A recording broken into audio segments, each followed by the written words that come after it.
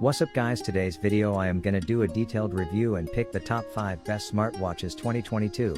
After doing proper researches, we came to the conclusion that meets the best in terms of overall. Kindly leave a like if you find this helpful, and I'd appreciate if you subscribe to my channel and turn on post notifications if you haven't. We will be also providing affiliates link to purchase from Amazon. Kindly use to for best offers and purchase from anywhere in the world. We'll be back with more videos. The Samsung Galaxy Watch 3 features a tweaked design but is still meant to look like a classic watch, similar to the previous model. It has a circular dial with a rotating bezel, but instead of two flattened buttons on the right, you get traditional-looking cylindrical stubs. The Galaxy Watch 3 is available with a 41mm or 45mm dial, and both variants are built using stainless steel. You can also opt for Bluetooth or LTE models in each dial size. LTE variants have a thin red band on one of the physical buttons. Samsung doesn't offer any choice of watch straps, and all variants ship with a leather one. These can easily be swapped for other straps if needed. The Samsung Galaxy Watch 3 uses a 1.4-inch Super AMOLED display with a 360 by 360 resolution and Corning Gorilla Glass DX for scratch protection. The display is excellent, with good brightness, punchy colors, and sharp text. The watch casing is IP68 rated for dust and water resistance, and also boasts of military-grade durability with a MIL STD810G certification. The 45mm version of the Samsung Galaxy Watch 3 is only available in Mystic Black and Mystic Silver. If you fancy the new Mystic Bronze color that Samsung is advertising heavily, you'll have to settle for the 41mm variant. In the box, you get only the watch, a wireless charging cradle, and some documentation. The Samsung Galaxy Watch 3 clings to the charger using magnets, but the base of the charger can also magnetically stick to metal surfaces. The Samsung Galaxy Watch 3 is powered by a dual-core Exynos 9110 SoC, and has 1GB of RAM and 8GB of storage, 4.3GB usable.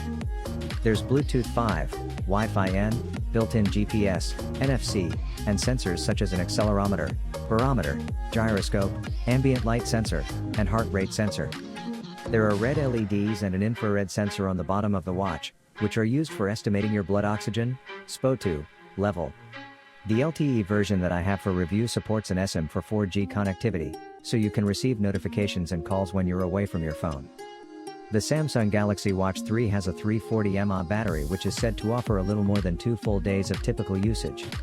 The watch can also be charged using standard Qi wireless chargers, including smartphones that support reverse wireless charging.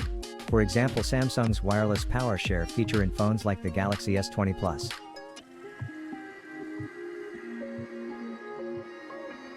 The Garmin Venu 2 looks much like its predecessor, with a classic design that's smart enough for daytime wear, yet practical enough for workouts.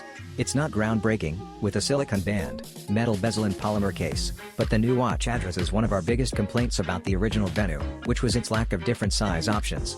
The standard Venu 2 has a 44mm case and 33mm display, while the smaller Venu 2S, the version we're testing here, has a 40mm case and 27.9mm display. Both sizes accept Garmin's standard 18mm bands, so you can exchange the standard strap for something a little different. The 44mm version is available in two colorways, slate with a black case, and granite blue with a matching case. Both have a silver-colored stainless steel bezel. The 40mm Venu 2S comes in 4 colors: graphite with a slate bezel, light sand with a light gold bezel, mist gray with a silver bezel, and white with a rose gold bezel. If you're in the US, you can put together a custom design when you order your watch, picking and mixing straps and cases to create a combination that suits you. The Garmin Venu 2 is a well-spec'd smartwatch, and its high-resolution screen means you can view detailed information about the day's schedule, the weather, app notifications and more right on your wrist. Like the Venu Square, the Venu 2 also includes optional women's health tracking, which you can set as one of the shortcuts in your list of activities. Surprisingly, this is more comprehensive than the tool featured in the women-focused Garmin Lily, with a wider range of symptoms and moods to choose from to help you better understand your cycle. Like the original Garmin Venu, one of the Venu 2's most striking feature is its vivid AMOLED touchscreen. This has received a resolution upgrade for 2021, and is now packing 416 by 416 pixels for the 44mm Venu 2 and 360 by 360 pixels for the 40mm Venu 2S.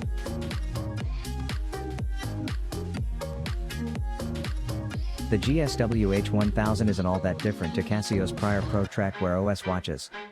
The focus is more on fitness than hiking this time around, but the physical proportions are similar and you still get the compass, altitude sensor, barometer, and GPS connectivity. One major omission is any form of NFC, so there's no mobile payment support.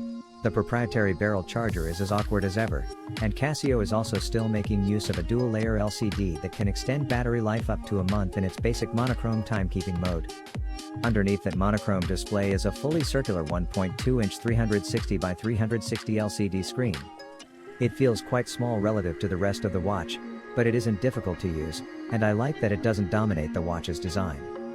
The bigger problem is that it just doesn't look great compared to the OLED panels used in most smartwatches. It's quite low in contrast and isn't easily visible in bright sunlight.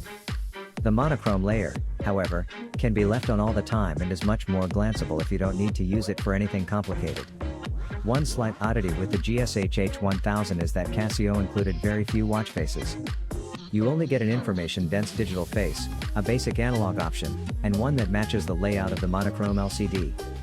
That latter setting was my favorite because it felt less jarring shifting between always-on and active display modes. Obviously, you can download whatever watch face you like from the Play Store, but it's clear that Casio designed this watch around the dual-layer mode. The sense that this is more of a curated Wear OS product extends to the software, which is built around a dedicated Casio app that you activate with the bottom right button on the watch.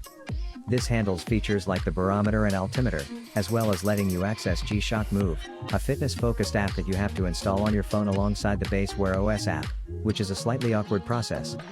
Once set up, though, G-Shock Move can be linked to Google Fit and supports a ton of activities, from paddleboarding to fishing, and I found it worked well for tracking my bike runs.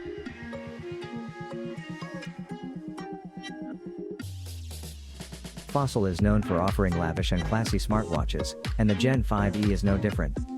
I got the 42mm variant with stainless steel chassis, which isn't chunky and can be worn all day without any issues. If you don't want the pink silicone strap, then you can get it in other colors as well.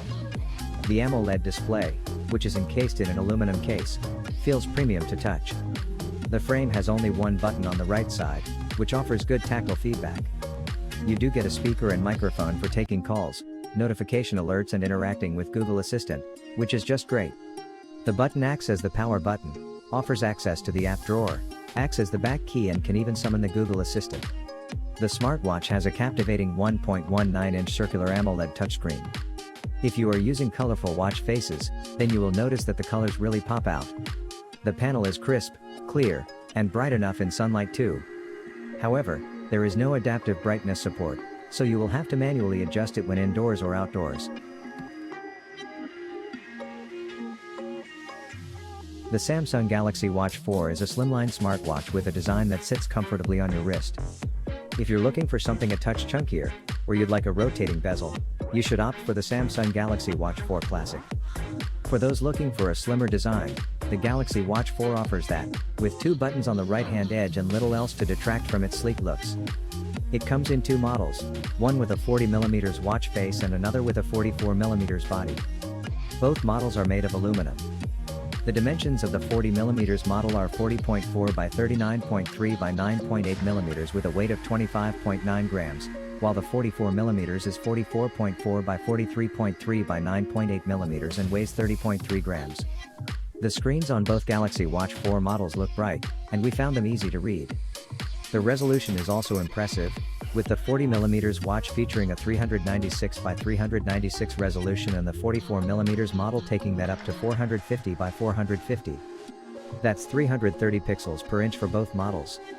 One unique feature of the Galaxy Watch 4 compared to other smartwatches is its virtual rotating bezel feature. There's no physical rotating bezel here. Go for the Watch 4 Classic if that's a feature you want, but you can run your finger around the black bezel of the screen to rotate through menus and access different features.